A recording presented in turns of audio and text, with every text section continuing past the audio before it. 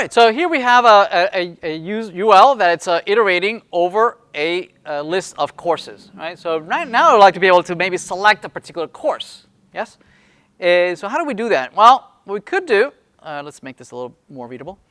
What we could do is again, associate an event handler to this, right? That if you click on any one of these LI, right? So let's do that. We can say say that this is a click, right? Notice that it wants to add a parentheses around it, right? My IDE is very smart. It knows the Angular syntax, and it knows that the click attribute wants to generate an event, and all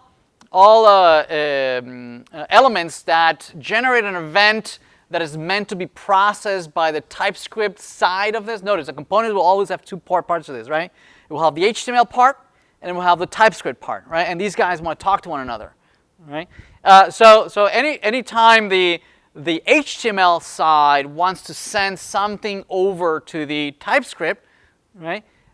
We put that in parentheses, right? It generates events that are meant to be consumed by the TypeScript. The TypeScript might want to generate something for the HTML to consume, and for that we would use brackets, right? We'll see brackets a little later, right? Like input fields and things like that, like a double binding. Right now, it's we want to have the click event be consumed by the TypeScript. Like for instance, we would like a function to be called something like select course. Okay. So call the select course when there's a click event. Okay. And on this side, we could have maybe the select function right here, select course. And this might be maybe alert, course selected. Okay, and let's see. It re-rendered. If I click on any one of these anywhere, it comes up with an alert. Right, course selected, any one of them. Yes, everybody good? All right. And just like the TypeScript can make the data available for the HTML can also send things over the wall to TypeScript. Okay, and what the Angular folks what they were trying to do is create as much as possible an object-oriented communication between these folks. Right. Notice that the TypeScript is only TypeScript. Right. There's no HTML whatsoever. Right. And the only way that these guys communicate is by sending objects back and forth. Right. So for instance, in the select course, we could pass along the current course, right, that was used to generate this LI. Right. There was a different course that was used for for one of these. Each LI has a different course associated with it. Yes. And it knows, right, that this particular DOM, which course object did it use? So I can pass the original course that was used to generate this LI. I can pass it along. If you click, call select course, and you pass the actual course. All right. So on this side, we can perhaps instead of an alert, we can say we can receive here course,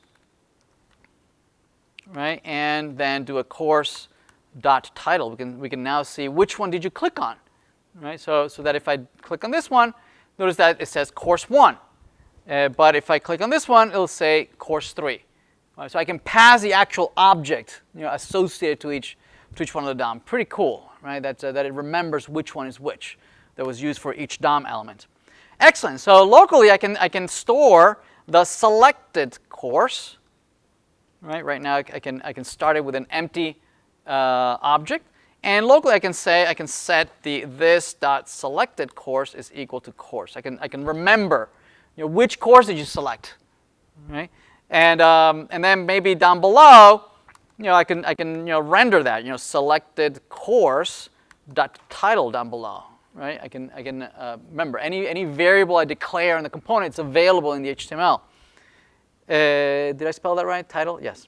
So if I select this, notice that underneath you see the course that is being rendered down below, right? Which is perfect. Now I can now render maybe modules, right? I can even render that. I can say selected course, right? I can say selected course dot module modules dot length, Right? So I presumably I have, notice that I got 2 modules, 0. So this second 2 here is the how many modules I have. So I actually have the object, the array of modules, which is perfect. Right? We could perhaps re-render a list like this, just like it, right? But with the modules right side by side. Okay. All right. So we'll do that in a minute. What about highlighting? I like to be able to highlight the course I just selected. So to do that, what's that? Oh, go away. What we could do is another component here. We could render here and modify the class, right? The current class I would like to be able to generate on the fly here, or modify DOM elements, and perhaps add a different class, right? Generate a class, maybe an active class. Notice that if I add here class, like I say active, that's a bootstrap class. Notice that it highlights them all blue. Right, and maybe I don't want them all blue, only the one that you clicked on, right, to know that that's the one that it's active, right, that's the one you clicked on, right.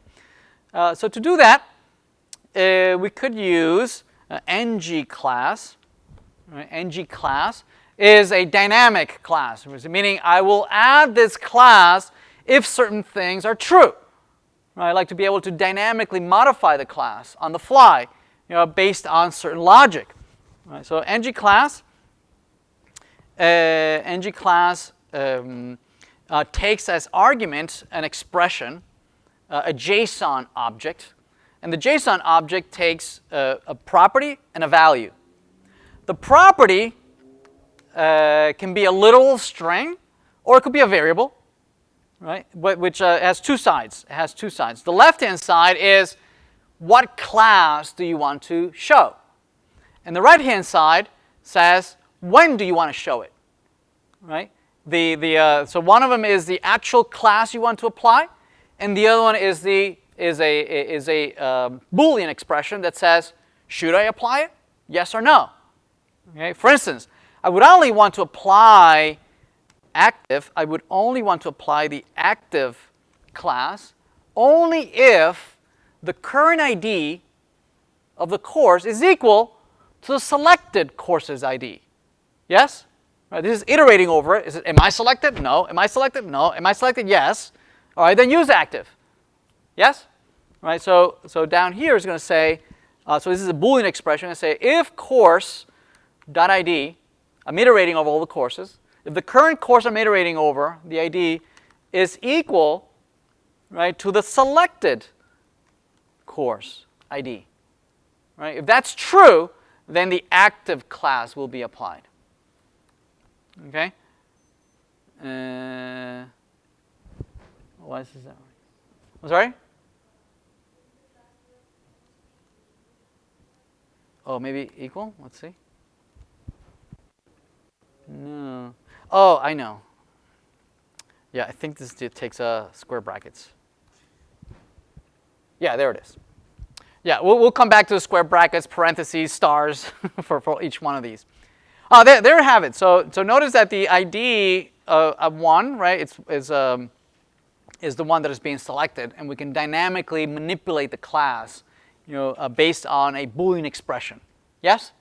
All right. So let's go on and say, okay, well, now that I have the selected course, I could potentially just render the modules right next to it. All right. So let's take a look at that.